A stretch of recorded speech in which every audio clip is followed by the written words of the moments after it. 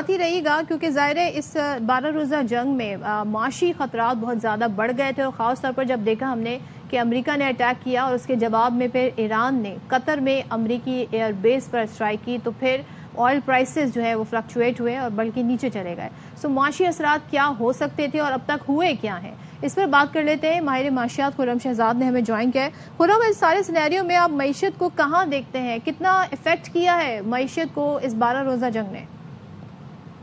جی السلام علیکم، بہت شکریہ جی کال پہ لینے کے لیے. دیکھیں بڑی اچھی ڈیولپمنٹ ہے، نہ صرف پاکستان کے لیے بلکہ پورے خطے کے لیے، اور خاص کر پورے ایشیا کی جو بیلٹ ہے، جس میں چائنا ہے، جس میں جاپان ہے، جس میں ایشیا پیسیفک کے اور کنٹریز ہیں، جو یہاں سے جو ہے جو تیل جاتا ہے اسٹریٹ آف ہارمز سے، اور وہ تقریباً 20% بنتا ہے گلوبل مارکیٹ کی پوری جو سپلائی لائن ہے.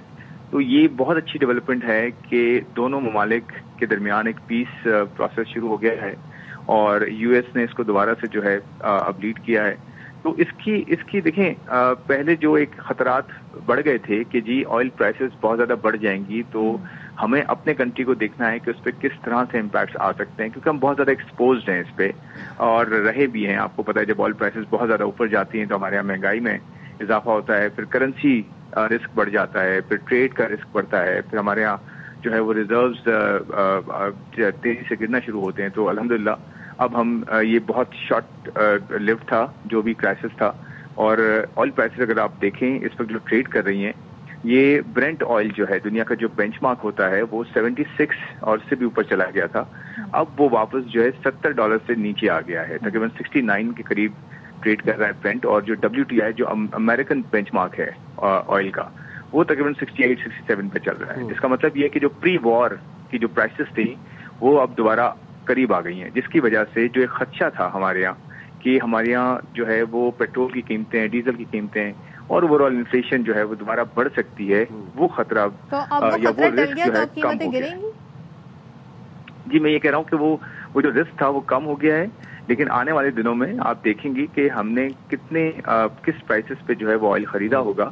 ڈیفینیٹلی اس کی ایک ایوریج آئے گی، بٹ جو ایک تھا کہ جی اب یہاں سے قیمتیں بڑھ جائیں گی اور بہت پرابلمز ہوں گی، وہ سبسائڈ ہو گیا ہے، وہ کم ہو گیا ہے. انشاءاللہ آپ دیکھیں گے کہ چیزیں نارملائز ہوئیں گی. اور آپ نے دیکھا ہے کہ اسٹاک چینج میں بھی اس کا ایک امپیکٹ نظر آیا ہے، اور انویسٹر نے ایک پیس ریلی دکھائی ہے.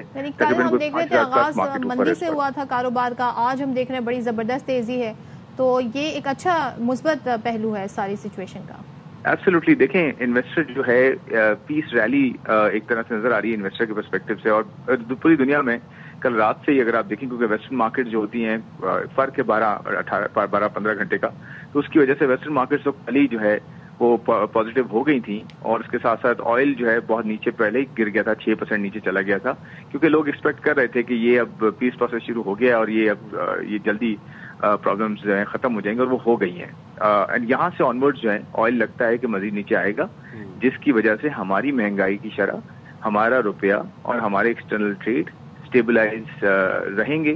اور آگے جاتے ہوئے جو ہمارے ایک ریکوری پیریڈ ہے، اسٹیبلائزیشن کا پیریڈ ہے، اور ہم ایک طرف اسٹرکچر ریفارمز کے ساتھ گروتھ کی طرف بڑھ رہے ہیں، وہ انشاءاللہ آن ٹریک رہے گا. اچھا، اور خرم جو پوٹینشیل تھریٹس تھے ان کی بھی بات کرتے ہیں. اب سنس سیز فائر کا اعلان ہو گیا ہے، خدا نہ خواستہ یہ جنگ مزید ایسکلیٹ ہوتی، سیز فائر نہ ہو پاتا اور ایران اسٹریٹ آف ہارمز بند کرنے کا فیصلہ کر لیتا، اس کے کیا نقصانات ہوتے عالمی معیشت کے اوپر؟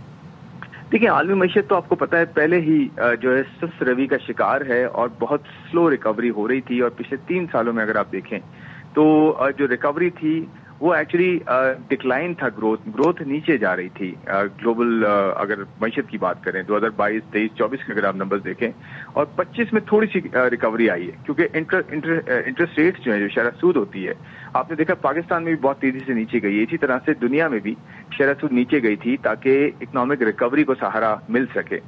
پھر اس کے بعد یہ ہوا کہ یہ جنگیں شروع ہوئیں تو اس کی وجہ سے انسرٹنٹی بڑھ گئی، اور آئل پرائسز، انرجی پرائسز کا بڑھ جانا وہ سب سے زیادہ ہٹ کرتا ہے ایمرجنگ اکانومیز کو. یعنی کہ اس میں چائنا ہے، ہم ہیں، انڈیا ہے، اور دوسری بڑی ایمرجنگ اکانومیز ہیں جن کو سب سے زیادہ انرجی پرائسز کا جو ہے وہ خمیازہ بھگتنا پڑتا ہے. تو اس کی وجہ سے ایک خطرہ یہ تھا کہ آلریڈی ایک فریجائل ریکوری ہے، کمزور ریکوری ہے دنیا کی معیشت کی، وہ نیچے آنا شروع ہو رہی ہے مزید. تو یہ اچھا ہو گیا کہ یہاں سے انرجی پرائسز نیچے چلی گئی ہیں. اب جو فریجائل ریکوری تھی اس کو سہارا ملے گا. اور ہم کیونکہ ایک اچھا ٹرن اراؤنڈ میں چل رہے ہیں تو وہ جو ہماری ایک ریکوری اور اسٹیبلٹی اور اب یہاں سے آگے جو ہے گروتھ کا ایک پورا جو سفر ہے وہ انشاءاللہ جو ہے وہ کنٹینیو کرے گا.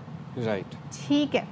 خرم ہمارے ساتھ ہیں, تھینک یو سو مچ. مسعود صاحب بھی ہمارے ساتھ ہیں, آپ کا بھی بہت شکریہ. اور ظاہر جاری رہے گا. ایک چیز اس ساری سینیریو میں ہوئی ہے 12 دن میں, وہ یہ کہ انڈیا کو بڑی فیس سیونگ مل گئی ہے, ورنہ تو سب کی نظریں انڈیا پر تھیں. جو ان کی طرف سے کہتے ہیں نا بلنڈرز جاری تھے, جھوٹ جاری تھا, پروپیگنڈا ان کی چینلز کی طرف سے جاری تھا, تو ان کی طرف سے نظریں سب کی ہٹ گئیں.